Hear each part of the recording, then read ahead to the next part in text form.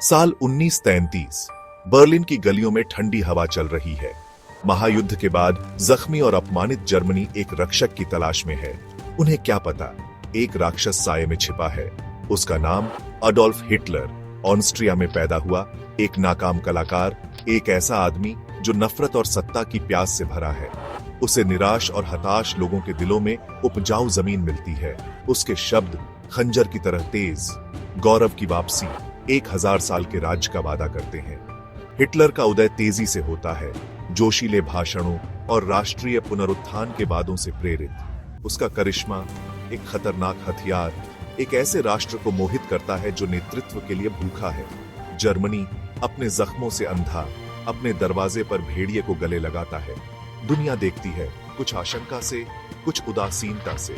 उन्हें क्या पता, भेदी निगाहों और जहरीली जुबान वाला यह आदमी जल्द ही दुनिया को मानव इतिहास के सबसे अंधेरे अध्याय में डुबो देगा। एक तूफान पक रहा है, स्टील और आग का तूफान, और इसके केंद्र में एक ऐसा नाम जो हमेशा के लिए बदनामी में दर्ज रहेगा।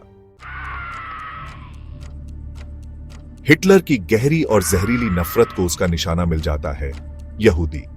जर्मनी के दुखों के लिए दोषी ठहराए गए वे राष्ट्रीय पुनरुत्थान की एक विकृत कहानी में बलि का बकरा बन जाते हैं। यहूदी विरोध के बीज भय और आक्रोश की उपजाऊ भूमि में बोए गए अंकुरित होने लगते हैं। प्रचार जंगल की आग की तरह फैलता है। अखबार यहूदी साजिशों की मनगढ़ंत कहानियों से चिल्लाते हैं। बच्चों को स्कूलों में नफरत का पाठ पढ़ाया जाता है। झूठ सच बन जाता है, तब तक दोहराया जाता है जब तक कि वह तर्क और करुणा को डुबो नहीं देता। नाजी पार्टी नफरत और महत्वाकांक्षा का एक सांप का घोंसला जर्मनी पर अपनी पकड़ मजबूत करता है। राजनीतिक विरोधी गायब हो जाते हैं, असहमति को खामोश कर दिया जाता है। जर्मन समाज का ताना बाना भय और उत्पीड़न के बोझ तले उखड़ने लगता है। लोकतंत्र की राख से एक तानाशाही का उदय होता है। तीसरा रईख झूठ, हिंसा और नस्लीय शुद्धता की नींव पर बनाया गया। यूरोप पर एक काला बादल छा जाता है जो भविष्य पर एक लंबी परछाई डालता है। 1939। दुनिया दहशत से देखती है। हिटलर उत्साहित होकर अपनी युद्ध मशीन को हटा देता है। पोलैंड, पहला शिकार, ब्लिट्जक्रेग के भार तले टूट जाता है। दुनिया अपनी सांस रोककर रखती है। युद्ध यूरोप में लौट आया है। नाजी युद्ध मशीन, औद्योगिक युद्ध का एक भयानक प्रदर्शन पूरे यूरोप में विनाश का मार्ग काटता है। राष्ट्र डोमिनोज की तरह गिरते हैं। Denmark, Norway, Belgium, Netherlands. तीसरे रह का जैकबूट अपने रास्ते में सब कुछ कुचल देता है। जर्मनी के भीतर आतंक का शासन तेज हो जाता है। आराधनालय जलते हैं। यहूदी व्यवसाय नष्ट हो जाते हैं। परिवार टूट जाते हैं। लाखों लोगों को मवेशियों की गाड़ियों में ठूंस ठूंस कर भरा जाता है, जो एकाग्रता शिविरों की अकल्पनीय भयावहता के लिए नियत है।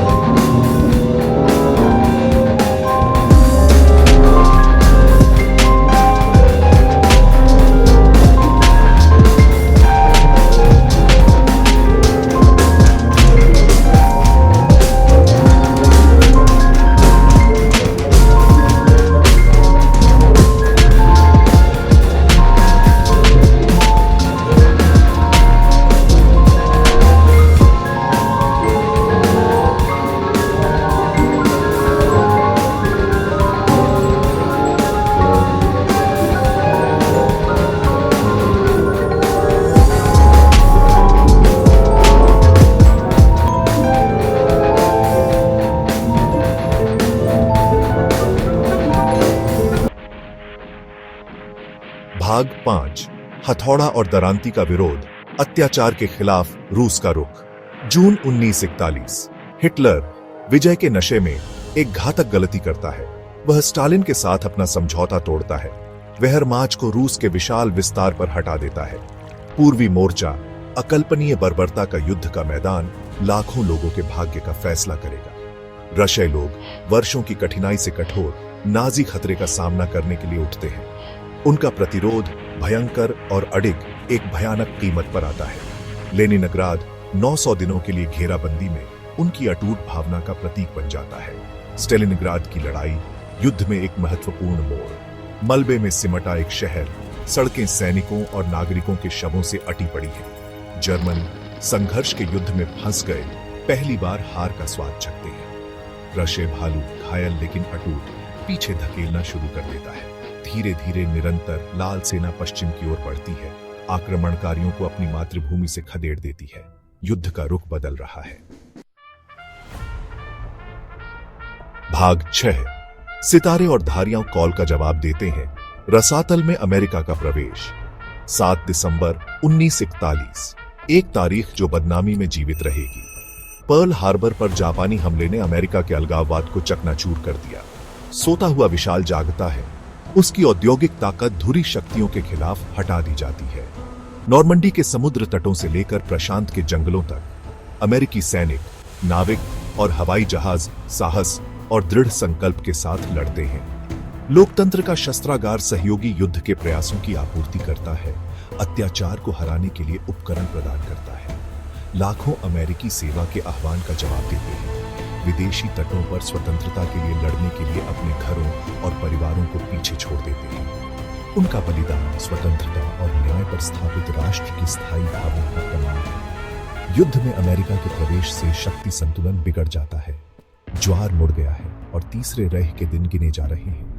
लेकिन जीत भारी कीमत पर मिलेगी, जो खून और बलिदान में चुकानी जाएगी। भाग 7। एक सताया हुआ लोग, यहूदी समुदाय की अकल्पनीय पीड़ा। होलोकॉस्ट, मानवता के विवेक पर एक दाग। नाजी शासन द्वारा 6 मिलियन यहूदी पुरुषों, महिलाओं और बच्चों की हत्या कर दी गई। उनकी कहानियां, अकल्पनीय पीड़ा और हानि की कहानियां कभी नहीं भुलाई जानी चाहिए। परिवार टूट गए, गैस चैम्बरों में उनका जीवन बुझ गया, डॉक्टर जल्लाद में बदल गए, निर्दोष पीड़ितों पर विकृत चिकित्सा प्रयोग कर रहे थे। एक पूरे लोगों का व्यवस्थित अवमानवीकरण, उनकी गरिमा और उनके जीवन से छीन लिया गया। बचे हुए लोग हमेशा के लिए उन भयावहताओं से डरे हुए हैं जो उन्होंने देखी। मानव आत्मा के लचीलेपन के जीवित प्रमाण के रूप में शिविरों से निकलते हैं। उनकी कहानियां नफरत और उदासीनता के परिणामों की एक कठोर याद दिलाती हैं। दुनिया को होलोकॉस्ट के शिकार लोगों को कभी नहीं भूलना चाहिए। उनकी स्मृति एक चेतावनी के रूप में कार्य करती है। यहूदी विरोध और सभी प्रकार के असहिष्णुता का मुकाबला करने के लिए कार्रवाई का आह्वान जहां भी वे उत्पन्न हो सकते हैं। भाग 8। चील गिरता है। हिटलर के आतंक राज का अंत। 1945। हवा मौत और विनाश की बदबू से भारी है। जर्मनी मलबे में सिमटा हुआ, उसके शहर वर्षों की बमबारी से जख्मी है। 1000 साल का रई, नफरत और भ्रम का एक ढहता हुआ भवन। बर्लिन के खंडहरों में हिटलर, अकल्पनीय पीड़ा का वास्तुकार, अपने अंत को पूरा करता है। अपने बंकर में छिपा हुआ, व्यामोह और हार से ग्रस्त, वह कब्जे के बजाय आत्महत्या को चुनता है। राक्षस मर चुका है। हिटलर की मौत की खबर से दुनिया भर में जश्न शुरू हो गया। दुःस्वप्न खत्म हो गया है। लेकिन युद्ध के निशान, शारीरिक और भावनात्मक दोनों को ठीक होने में पीढ़ियां लगेंगी। दुनिया जीत का जश्न मनाती है, लेकिन यह नुकसान की विशालता से कम जीत है। लाखों लोग मारे गए, एक संघर्ष के शिकार जिसने दुनिया को अपनी चपेट में ले लिया। दुनिया अब कभी पहले जैसी नहीं रहेगी। भाग 9। मानवता की आत्मा पर निशान, नफरत की विरासत। द्वितीय विश्व युद्ध, एक संघर्ष जिसने दुनिया को नया रूप दिया। विनाश की राख से एक नया अंतर्राष्ट्रीय आदेश उभरता है, जो अतीत की भयावहता को फिर कभी होने से रोकने के लिए समर्पित है। शांति और सहयोग के सिद्धांतों पर स्थापित संयुक्त राष्ट्र बेहतर भविष्य के लिए आशा के प्रतीक के रूप में खड़ा है। दुनिया अपने दुख और भविष्य के अत्याचारों को रोकने के अपने दृढ़ संकल्प में एकजुट होकर कभी नहीं भूलने की कसम खाती है। लेकिन नफरत की विरासत एक जिद्दी दाग की तरह पूरी तरह से मिटने से इनकार करती है। नरसंहार, जातीय सफाई और धार्मिक उत्पीड़न मानवता को त्रस्त करना जारी रखते हैं। एक कठोर याद दिलाते हैं कि अतीत के सबक पूरी तरह से नहीं सीखे गए हैं। असहिष्णुता और अन्याय के खिलाफ लड़ाई एक सतत लड़ाई है। ये एक ऐसी लड़ाई है जिसके लिए निरंतर सतर्कता, शिक्षा और सभी लोगों की गरिमा को बनाए रखने की प्रतिबद्धता की आवश्यकता होती है। तभी हम मानवता के सबसे अंधेरे समय के दौरान पीड़ित और मारे गए लोगों की स्मृति का सही मायने में सम्मान कर सकते हैं।